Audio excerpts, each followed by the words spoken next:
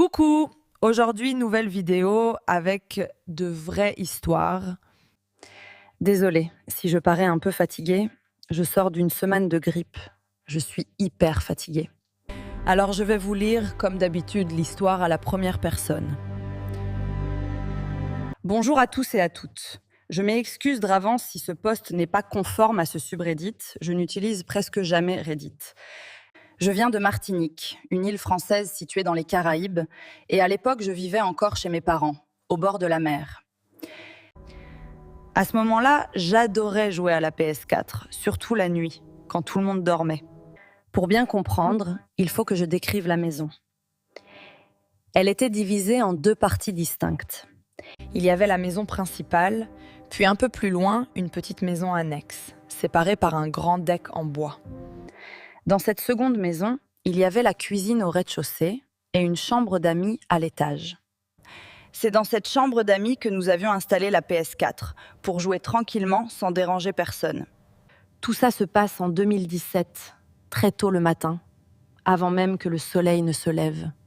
Je souffrais d'insomnie à cette période, impossible de dormir correctement. Alors j'ai décidé d'aller jouer. J'ai pris la clé de la chambre d'amis et je suis sortie doucement de ma chambre pour ouvrir la porte de la maison. La nuit était étrangement différente. L'air me semblait lourd, écrasant et surtout beaucoup trop silencieux. Mais sur le moment, je m'en fichais. Tout ce que je voulais, c'était lancer la play et jouer tranquille. J'ai ouvert la chambre d'amis, ensuite la cuisine, parce que j'avais un petit faim. Erreur de ma part, j'ai laissé les deux portes ouvertes, sans les verrouiller, au cas où quelqu'un d'autre se lèverait. Je me suis installée dans la chambre, sans allumer la lumière, sans faire de bruit, pour ne pas me faire griller. Environ 1 heure plus tard, c'est là que le cauchemar commence. La porte de la cuisine grince. Puis j'entends des pas juste sous le plancher de la chambre. Quelqu'un est là. Mais dans ma tête, ce sont mes parents qui se lèvent pour aller travailler. J'entends un tiroir s'ouvrir, puis se refermer. Le frigo aussi.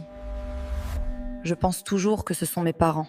Puis un bruit étrange, comme du verre qui s'entrechoque, sans se casser. Et ensuite, plus rien. 30 secondes plus tard, les pas quittent la cuisine et commencent à monter vers l'étage. Et là, je réalise que la porte de la chambre n'est pas fermée à clé. Je suis tétanisée. Je m'imagine déjà me faire passer un savon par mes parents. La porte s'ouvre lentement. Très lentement. Et à moitié dans l'embrasure, apparaît la tête d'un homme très grand. Il me fixe avec un regard complètement stupéfait, comme si lui aussi était terrorisé par la situation. La scène dure environ 10 secondes. 10 secondes hors du temps. Ses yeux bougent dans tous les sens, comme si la folie s'était emparée de lui. Dans ma tête, tout explose. Je pense au tiroir ouvert dans la cuisine. Je me dis qu'il a peut-être pris un couteau et que je n'ai aucune issue. Je suis paralysée. La pression me martèle le crâne. Mais aucun de nous ne bouge. Puis soudain, l'un homme referme la porte violemment. J'entends ses pas se rééloigner en courant, puis le bruit du gravier sur le petit chemin devant la maison. Je reste seule, assis, incapable de comprendre ce qui vient de se passer.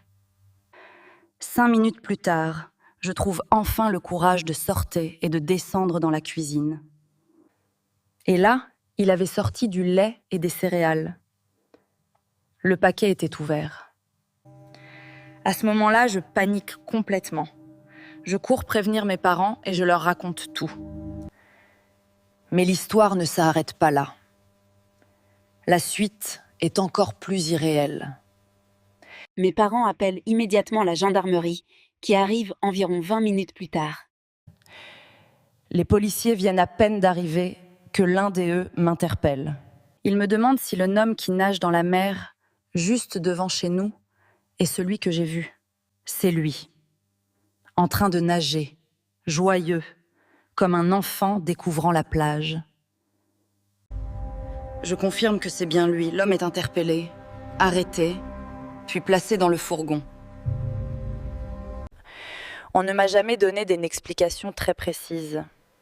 On m'a simplement dit qu'il souffrait de troubles mentaux graves et que ce jour-là, il n'était plus maître de lui-même. Voilà l'histoire, j'espère que ça vous a plu. N'hésitez pas à écrire votre histoire en commentaire. N'oubliez pas de vous abonner et me suivre sur Spotify.